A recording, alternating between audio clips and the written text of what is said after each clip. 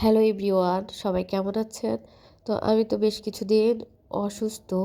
অনেক, অনেক ঠান্ডা লেগেছে। মানে খুবই কষ্টদায়ক। আর এরকম হলে কিন্তু একদমই খাওয়ার রুচি থাকে না। আমি আমার ছাদে গিয়ে কিন্তু নিম পাতা তুলে নিয়ে আসছি। ৩ টা লেবু পাতা আর মিষ্টি কুমড়ার যে পাতাগুলো আছে ওই ৩ টা পাতা তুলে নিয়ে আসছি। এটাকে আমি এই যে ফ্রাই করেছি। এটা দিয়ে এখন গরম ভাত দিয়ে খেয়ে নিব। আর আমি এটা খেয়েছি এত মজা কি বলবো, যেহেতু আমি মুখে একদমই কোনো রুচি পাচ্ছিলাম না। নিম পাতা এমনি যারা খেতে পারেন না তারা কিন্তু এভাবে চপ করে খেতে পারেন, একদমই তিতা লাগে না। মানে আমার কাছে তো খুবই খুবই মজা লেগেছে। আর এটা শরীরের পক্ষে কিন্তু অনেক ভালো নিম পাতা খাওয়া।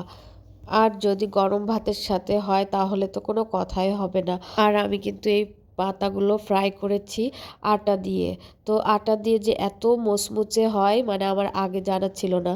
তো আপনারাও আটা দিয়ে একদিন ট্রাই করবেন।